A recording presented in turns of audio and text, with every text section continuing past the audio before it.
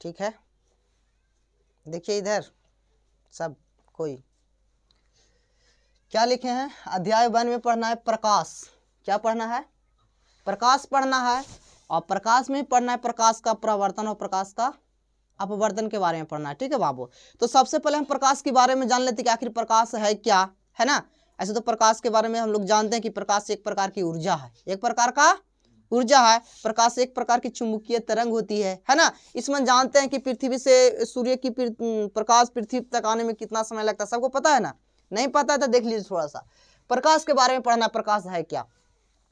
प्रकाश वह बाह्य भौतिक कारण है ना। क्या बोले कि प्रकाश वह बाह्य भौतिक कारण है जिससे हमें किसी वस्तु को देखने की अनुभूति मिलती है, यानी अनुभूति प्राप्त होती है, मिलती है तो होती है। किसी वस्तु को देखने में कौन का मदद करती है? प्रकाश मदद करती है ना। जैसे हम कोई भी, जैसे मान लिया जाए कि हम अंधेरे कमरे में बंद हो जाते हैं जहाँ पे एक भी प्रकाश नहीं होती है, तो क्या हम किसी वस्तु को, कोई स्वस्थ आंख, जो जैसे हम लोग अभी आंख स्वस्थ है, कोई इसमें खराबी है नहीं है, लेकिन जब अंधेरे कमरे में हम लोग बंद रहते हैं क्या किसी वस्तु को देख पाते हैं? नहीं देख पाते। क्यों? हम लोग के आंख स्वस्थ रहते भर में भी किसी वस्तु को नहीं देख पाते। क्यों? क्योंकि वहां पे प्रकाश नहीं है। लेकिन जब वहां पे एक मोमबत्ती या किसी लाइट को जला देते हैं तो कोई सब वस्तु दिखाई देने लगता है। ऐसा क्यों होता है? क्योंकि जब हम किसी वस्तु को वहां पे लाइट हम जलाते हैं तो वो प्रकाश किसी वस्तु पर पड़ती है और उसका प्रतिबिंब मेरी आंखों के रेटिना में जाके बनता है। किसका? वस्तु का प्रतिबिंब। तब उस हम वस्तु को देख पाते हैं। तो किसकी मदद से देख रहे हैं? प्रकाश की मदद से देख रहे हैं, है ना बाबू। किसकी मदद से?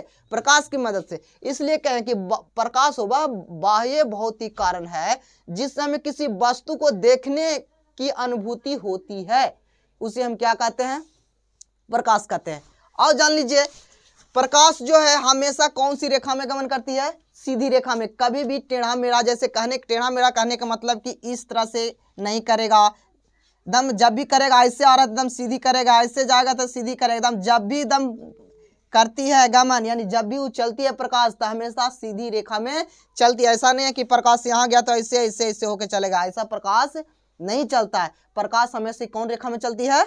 सीधी रेखा में चलती है। और यहाँ पे लिखा हुआ है कि प्रकाश जब वहां सूर्य से निकलता है तो पृथ्वी का आने में कितना समय लगता है? आप लोग जानते हैं कितनी समय लगती है?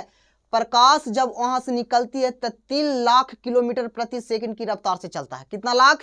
3 लाख। यानी समझिए कि उतना मेरा पुतली जो आंख भी बंद होने में टाइम से कम समय उसको लगता है आने में ना। सोच ली 3 लाख किलोमीटर प्रति सेकंड की चाल से चलती है। कौन? सूर्य की प्रकाश। ये चलते यहाँ पे लिखे निर्वात में प्रकाश की चाल। निर्वात कहने का मतलब जहाँ पे कुछ भी नहीं है, सिर्फ हवा ही ना, हवा वो कुछ भी नहीं है ना। हवा हो सकती है, निर्वात मैंने सिर्फ हवा कुछ हो सकती है, लेकिन वहां पे कोई उसको रोकने वाला चीज नहीं है।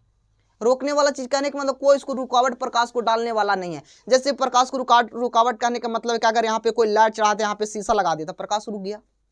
प्रकाश को कम प्रवेश करेगी ना। यानी निर्वात कहने का मतलब बिल्कुल खाली। क्या बोले?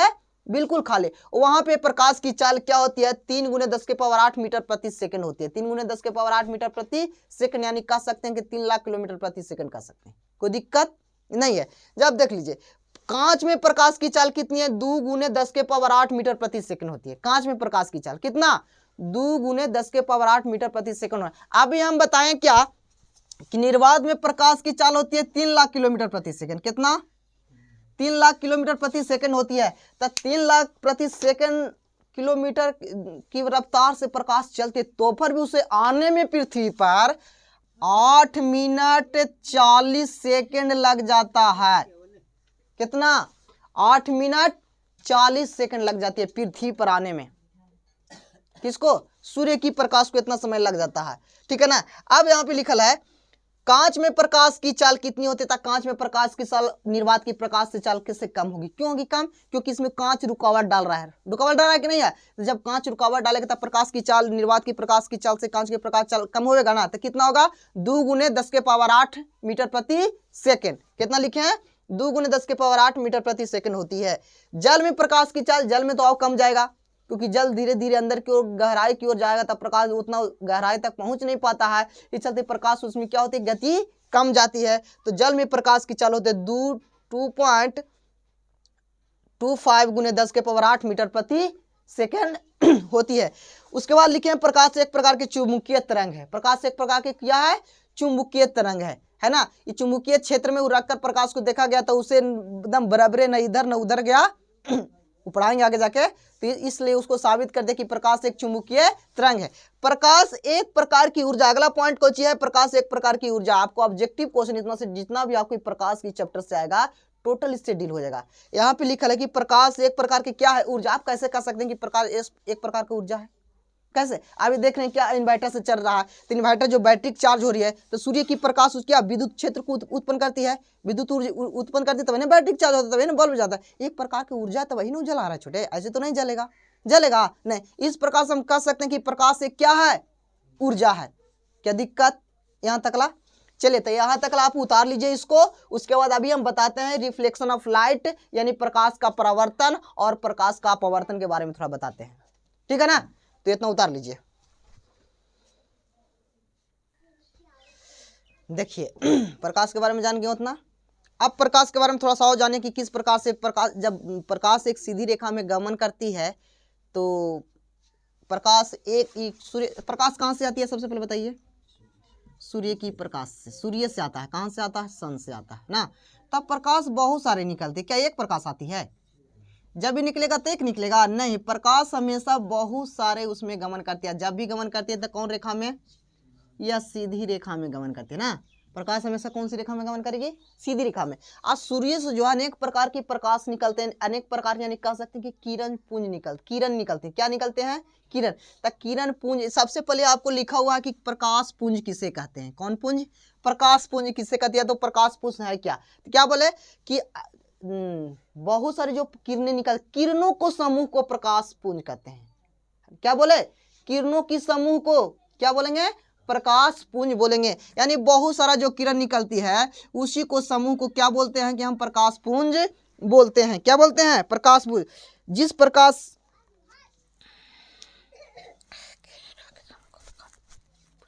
क्या बोले? किरणों के समूह को प्रकाश पुंज कहते हैं। क्या समझ में आ गया ना।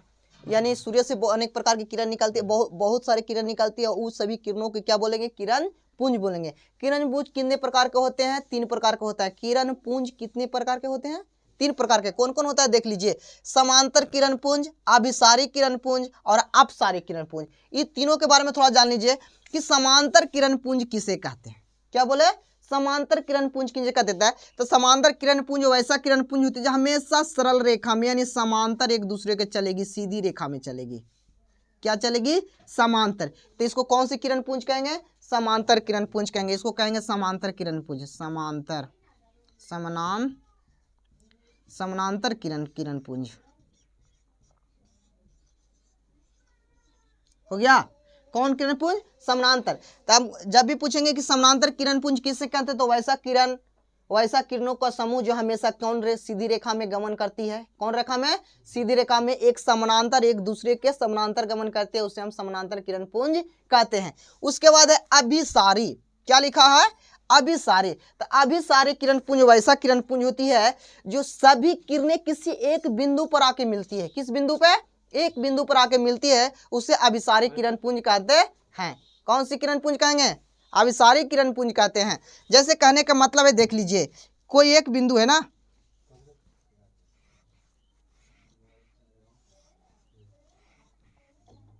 चालू है ना, चले देख लीजिए क्या है। सभी किरणें पुंज किसी एक बिंदु पर आके, जहां यहाँ पे आके मिल रहा है ना, जो जितने भी किरण पुंज है किसी एक बिंदु पर आके क्या करती है? मिलती है, उसे अभिसारी किरण पुंज कहते हैं। और एक लिखे हैं अपसारी किरण पुंज। तो अपसारी किरण पुंज उसे कहते हैं, यानी कहने के मतलब है वैसा किरण पुंज जो किसी एक बिंदु से होकर अनेक दिशाओं में पर फैल जाती है। क्या बोले?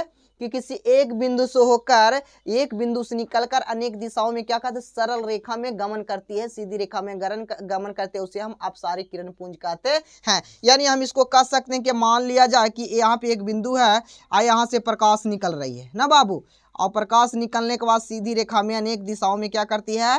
फैल जाती है, इसे हम कहते हैं कौन सी? अपसारी। क्या बोलते हैं? आप सारी किरण पुंज ना बाबू, किरण पुंज, इसको बोलेंगे आप सारी किरण पुंज। और इसको बोलेंगे क्या? इसको बोलेंगे अभिसारी किरण पुंज। बोलेंगे कि नहीं? क्या बोलेंगे? अभिसारी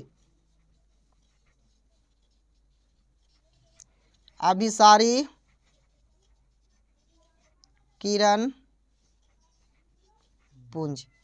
तीनों समझ में आ गया? समांतर किरण पुंज किसे कहते हैं? वैसा किरण पुंजों का समूह जो हमेशा समांतर रेखा में, एक सीधी रेखा में चलती है, एक दूसरे को क्या चलती है? समांतर चलते, उसे समांतर किरण पुंज कहते हैं। अभिसारण किरण पुंज किसे कहते हैं? वैसा किरणों का समूह, वैसा किरण पुंज जो किसी एक बिंदु पर आके क्या करती है? सभी किरणें मिलती है, उसे अभिसारी किरण पुंज कहते हैं। अपसारी किरण पुंज किसे कहते हैं? वैसा किरण जो किसी एक बिंदु से निकलकर अनेक दिशाओं में क्या कर देती है? फैल जाती है, उसे अपसारी किरण पुंज कहते हैं। क्या दिक्कत है? समझ में आ गया? चलिए तो इसको थोड़ा सा उतार लीजिए, अभी परिभाषा सबको लिखवा देते हैं। हो गया? चलिए तो देखा जाए ना बोर्ड पर। रोहित, किरण प्रकाश पुंज अभी समझा रहे थे, सबको बता रहे थे। टुन लिखिएगा, बाद में इधर देख लीजिए, है ना। प्रकाश पुंज किसको कहते हैं? प्रकाश पुंज देखिए, किरणों के समूह को प्रकाश पुंज कहते हैं। क्या लिखवाएं कि किरणों को समूह को क्या बोलते हैं? अभी समझा रहे थे कि जो सूरज से अनेक प्रकार की किरणें, बहुत सारी किरणें बनती है, उस सभी किरणों को समूह को क्या बोलते हैं? प्रकाश किरण पुंज बोलते हैं। दिक्कत नहीं। एक प्रकाश पुंज 3 प्रकार के होते हैं। कितने प्रकार के? 3 प्रकार के होते हैं, जिसमें पहला क्या है? समांतर किरण पुंज। पहला क्या है? समांतर किरण पुंज। अभी बता रहे थे कि समांतर किरण पुंज हम किसे कहते हैं? जिस प्रकाश पुंज की सभी किरणें, यानी कहने का मतलब वैसा किरण पुंज, वैसा प्रकाश पुंज जो सभी किरणें का क्या चलती है? समांतर होती है, यानी समांतर रेखा में चलती है, हमेशा समांतर रहती है, उसे हम समांतर किरण पुंज कहते हैं। कोई दिक्कत? जैसे देखिए, सभी किरणें किस रूप में है?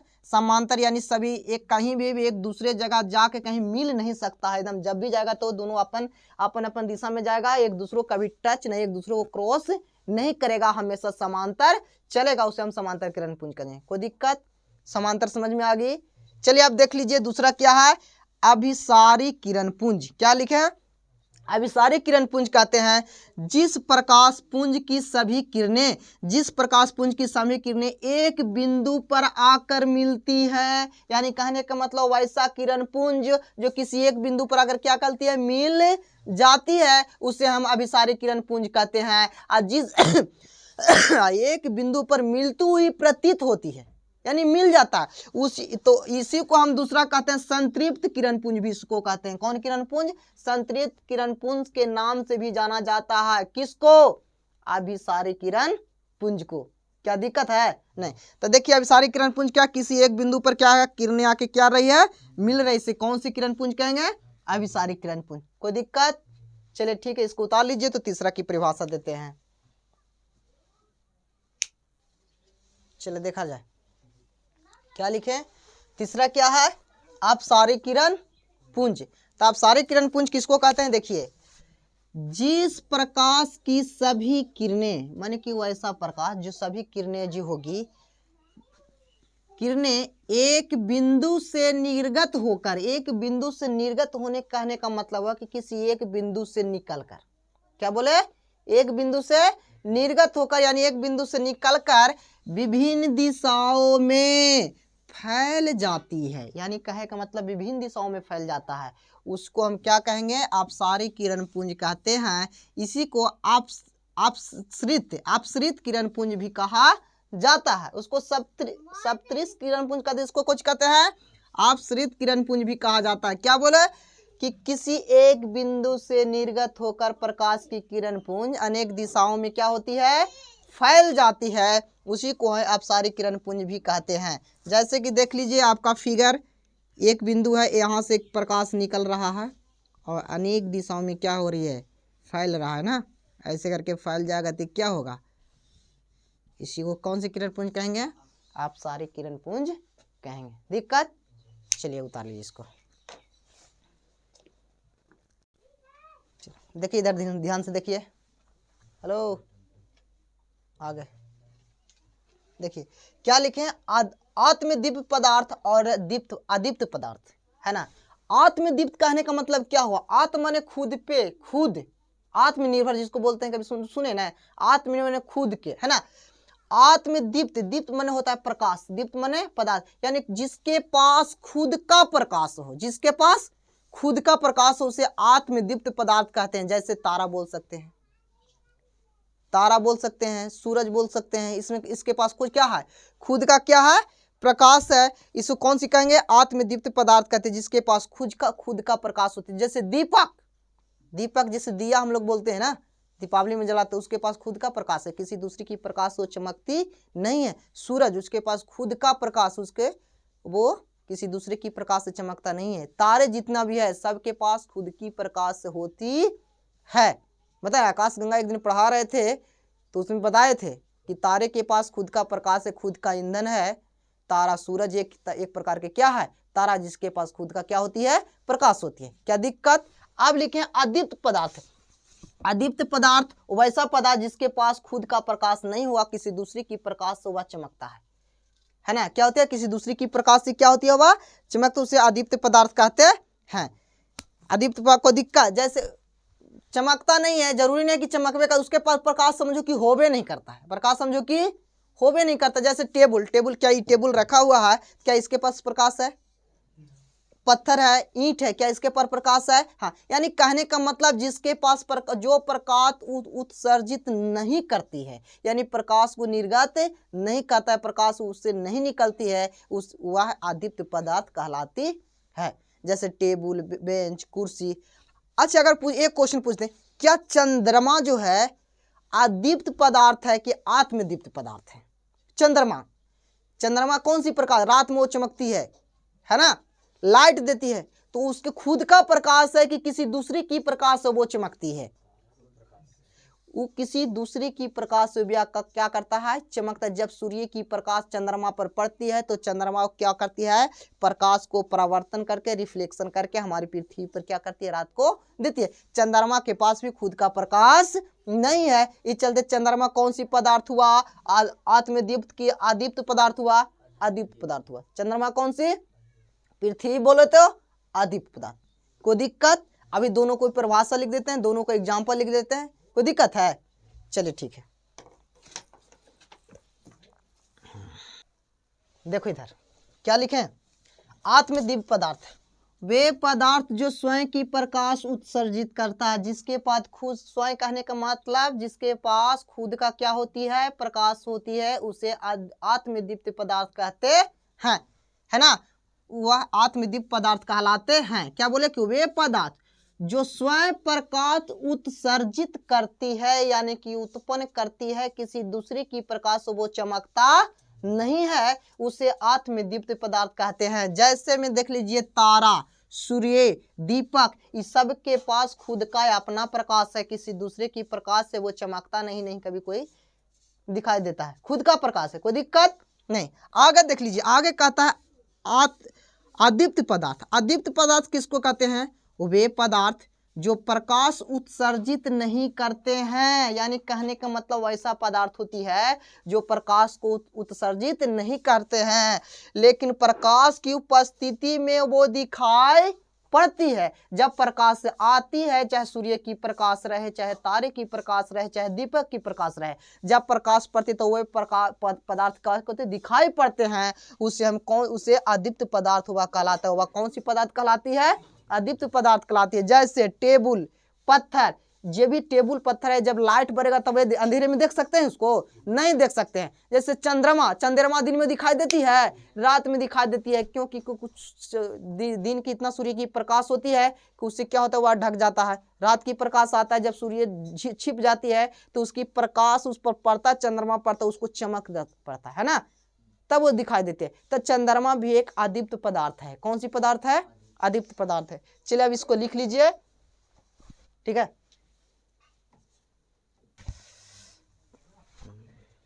हो गया ना, इतना उतार लिया ना सबको। अब आप लोग के क्या करना है, जितना भी आज लिखाए हैं उसको टोटल कल याद करके आना है, ठीक है ना।